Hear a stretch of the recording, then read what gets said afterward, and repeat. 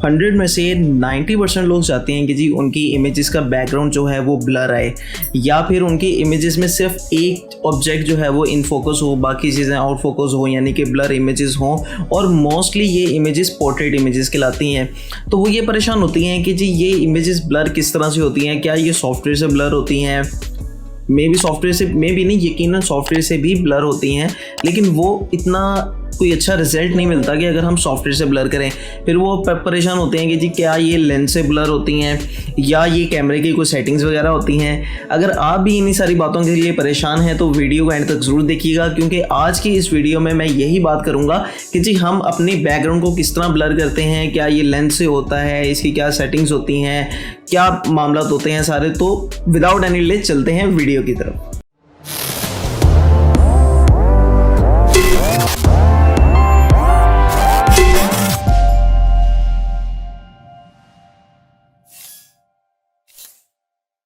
सबसे पहली बात मैं आपको ये बता दूं कि जो हमारा बैकग्राउंड ब्लर होता है इमेजेस में, जैसे कि अभी आप देख सकते हैं कि जी पूरी वीडियो के फ्रेम में मैं इन फोकस आ रहा हूँ, मेरे इवन कि मेरे हाथ भी जो हैं वो समटाइम्स आउट फोकस जा रहे हैं, सिर्फ मेरा फेस जो है वो इन फोकस है, बाकी मेरा जितना भी बैकग्राउंड है वो सारा ब्लर आ रहा है। तो ये किसी सॉफ्टवेयर से नहीं होता, ना ही ये कैमरे की सेटिंग्स होती हैं। कैमरे की सेटिंग्स होती हैं लिटिल बिट, लेकिन उससे भी ज़्यादा ये कमाल होता है आपकी कैमरे की लेंस का।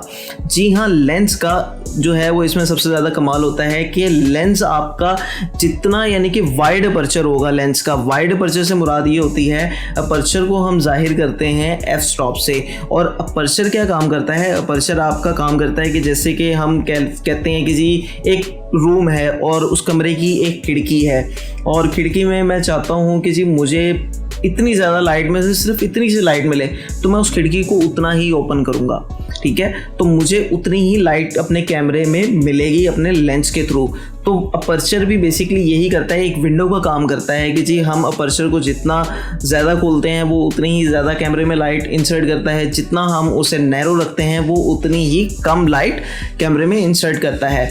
एक बात तो ये हो गई अपर्चर से कि लाइट इंसर्ट करने के लिए, लाइट को कंट्रोल करने के लिए हम अपर्चर यूज़ करते हैं। अब दूसरी बात जो कि मेन बात है हमारी कि जी हमारी बैकग्राउंड ब्लर कैसे होती है। तो हमारी बैकग्राउंड तब ब्लर होती है जब हम अपना अपर्चर वाइड रखते हैं। वाइड अपर्चर का मतलब होता है कि जी आपका जो एफ स्टॉप है उसकी वैल्यू सबसे कम हो। अगर आप कोई प्राइम लेंस यूज़ कर रहे हैं, प्राइम लेंस जैसे कि 50 mm है, 35 mm है, इसके बाद 85 mm आता है, तो इसमें आपका जो अपर्चर है, एफ स्टॉप है, वो आपने वाइड रखना है, उसकी वैल्यू सबसे कम रखनी है।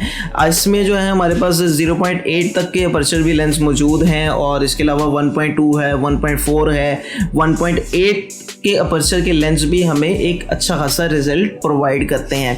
अब एफ स्टॉप की बात मैं आपसे कर रहा था कि जी एफ स्टॉप की जितनी कम वैल्यू हम रखेंगे, ये एक तरह से उल्टा ही हिसाब है इसका। कैमरास के जो लेंसेज है ना इसमें, अपर्चर के स्पेशली उसमें, कि जी जितना एफ स्टॉप आपका कम होगा, जैसे कि अब मेरा एफ स्टॉप यहाँ पे 1.8 है, तो आप देख सकते हैं कि जी मेरा बैकग्राउंड ब्लर आ रहा है, यानी कि मेरा अपर्चर जो है वो प्रॉपर, यानी कि पूरा अपर्चर मेरा खुला हुआ है। तो कैमरे में लाइट भी ज़्यादा इंसर्ट हो रही है, और मेरा जो अपर्चर की ज़्यादा खुलने की वजह से मेरा बैकग्राउंड ब्लर हो रहा है। अब मैं जितना अपर्चर यानी कि नैरो करता चला जाऊँगा, यानी कि अपने एफ स्टॉप को बढ़ाता चला जाऊँगा, मेरा अपर्चर बढ़ता चला जाएगा, और मेरा जो कैमरे में लाइट है वो भी कम इंसर्ट होगी, और मेरा सराउंडिंग जितनी चीज़ें हैं वो सारी इन फोकस आ जाएंगी। यानी कि एफ स्टॉप से आपके ब्लर का जो ताल्लुक है वो एफ स्टॉप से है। जितना आपका एफ स्टॉप यानी कि अपर्चर वाइड होगा, जितना खुला होगा, उतने ही आपका जो है वो बैकग्राउंड ब्लर होगा या फोरग्राउंड ब्लर होगा। और अगर जितना ही आपका अपर्चर नैरो होगा, जैसे कि अगर यहाँ पे मैं अपना अपर्चर जो है वो F8 पे ले जाता हूँ या 6 पे ले जाता हूँ, तो मेरा बैकग्राउंड समथिंग जो है वो इन फोकस आ जाएगा। जैसे कि फॉर एग्जांपल लेकिन जैसे जैसे मैं अपना अपर्चर बढ़ा रहा हूँ तो मेरे पास लाइट भी कम होती चली जा रही है, और यहाँ पे F8 पे जाके मेरे पास लाइट बिल्कुल एक तरह से ना के बराबर हो गई। और अब इसी तरह मैं अपना ISO जैसे ही बढ़ाऊँगा तो कैमरे में मेरे लाइट इंसर्ट होना शुरू हो जाएगी। ISO पे हम बाद में बात करेंगे, अभी आप सिर्फ इतना देख लेंगे जी ISO बढ़ाने से लाइट इंसर्ट होती है, डिजिटल लाइट होती है ये। अब देखें जो मेरे सराउंडिंग की चीज़ें हैं वो इन फोकस आना शुरू हो गई हैं। जैसे कि बैक पे मेरे एक फ्रेम लगा हुआ है, वो अब आप इजीली पढ़ सकते हैं, रीड कर सकते हैं। अगर इसी तरह मैं इसको मज़ीद बढ़ाता चला जाऊँ, यहाँ मैंने F14 कर लिया है, तो मेरा ISO की रेंज भी मुझे अपनी बढ़ानी पड़ेगी, इंक्रीज़ करनी पड़ेगी एक अच्छे रिजल्ट के लिए। अब मैं वापस चला जाता हूँ अपनी जो मेरी एक्चुअल सेटिंग्स थी, जस्ट लाइक दिस जी। तो ये मेरी थी एक्चुअल सेटिंग्स जिस पे मैं ऑलरेडी काम कर रहा था, यानी कि वीडियो बना रहा था। तो उम्मीद है आपको ये ISO की बात कर रहा हूँ, उम्मीद है आपको ये अपर्चर की सेटिंग्स या और अपर्चर को किस तरह किस सिचुएशन में कहाँ यूज़ करना है। अगर आपको बैकग्राउंड ब्लर चाहिए तो आपने वाइड अपर्चर रखना है, यानी कि एफ स्टॉप की वैल्यू कम रखनी है। अगर आपको जो है वो नैरो अपर्चर चाहिए, यानी कि आपको ज़्यादा चीज़ें इन फोकस चाहिए, तो आपने नैरो अपर्चर रखना है। तो उम्मीद है आपको ये वीडियो पसंद आई होगी। लाइक कर दें, शेयर कर दें और सब्सक्राइब करना बिल्कुल मत भूलिएगा। मिलते हैं नेक्स्ट वीडियो में। टिल देन खुदा हाफिज़।